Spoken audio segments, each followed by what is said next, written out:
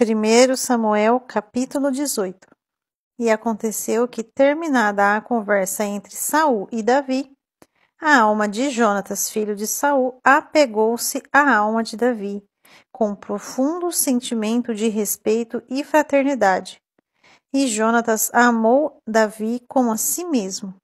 Daquele dia em diante, Saul manteve Davi consigo e não permitiu que retornasse para a casa de seu pai. Jonatas fez um juramento de amizade com Davi, porquanto tornara-se seu melhor amigo. Jonatas tirou o manto que vestia e o deu a Davi. Também lhe entregou sua túnica militar, espada, arco e cinturão. E Davi aceitava todas as missões que Saul lhe incumbia, e era sempre sábio e exitoso em tudo quanto realizava.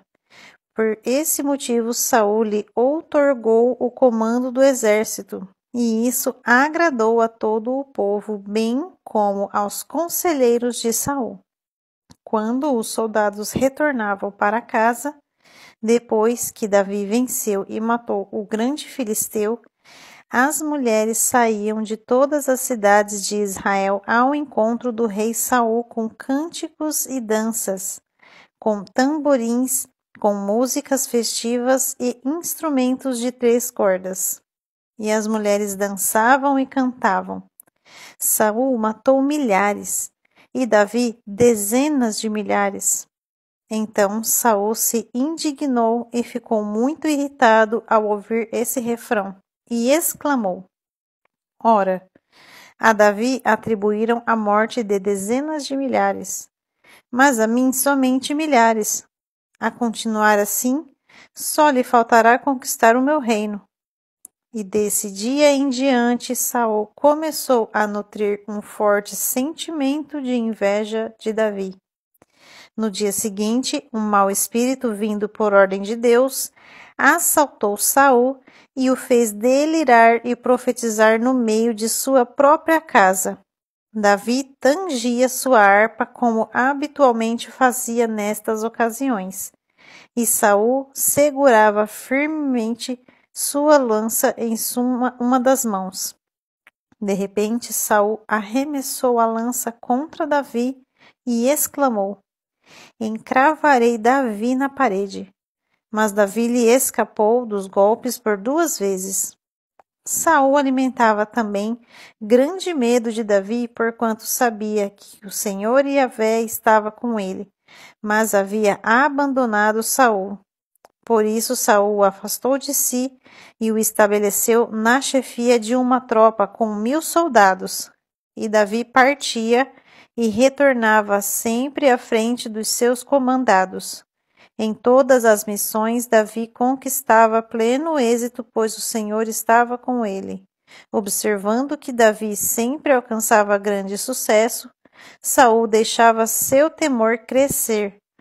Mas todos em Israel e em Judá amavam Davi, porquanto ele sabia conduzir seu exército nas batalhas e o trazia de volta. Então Saul disse a Davi: Apresento-te minha filha mais velha, Merabe, que desejo te conceder por esposa. Tão somente serve-me como um guerreiro e trava as batalhas do Senhor. Todavia Saul tramava em seu íntimo: Ora, não morra ele por minha mão, mas pelas mãos dos filisteus. E Davi replicou a Saul: Quem sou eu e minha família? Qual é a minha linhagem ou o clã de meu pai em Israel, para que eu seja digno de me tornar genro do rei? Por este motivo, quando chegou a época de Merabe, a filha de Saul, ser concedida em matrimônio a Davi, ela de fato foi dada a Adriel, de Meolá. Ora, Mical, a outra filha de Saul, se apaixonou por Davi, o que pareceu muito bom aos planos de Saul. Assim que lhe trouxeram a notícia, Saul pensou: Eu a darei a ele para que lhe sirva de armadilha, e logo a mão dos filisteus haverá de cair sobre ele. Então Saul instruiu seus conselheiros para que dialogassem com Davi em particular, argumentando: o rei anda muito satisfeito contigo, e todos os seus conselheiros te estimam. Aproveita este momento e torna-te, portanto, genro do rei. Os servos do rei repetiram essas palavras aos ouvidos de Davi. Contudo, Davi retrucou: parece-vos pequena honra e responsabilidade ser genro do rei? Eu não passo de um homem pobre e de procedência e condição humilde. E os servos do rei levaram essa resposta ao conhecimento de Saul e relataram. Estas foram as palavras que Davi declarou. Diante do que lhes replicou Saul: então, direis isto a Davi: o rei não pretende nenhum pagamento pela noiva, mas apenas os prepúcios de 100 filisteus mortos, a fim de vingar-se devidamente dos seus inimigos. Ora, Saul planejava fazer Davi morrer pela mão dos filisteus.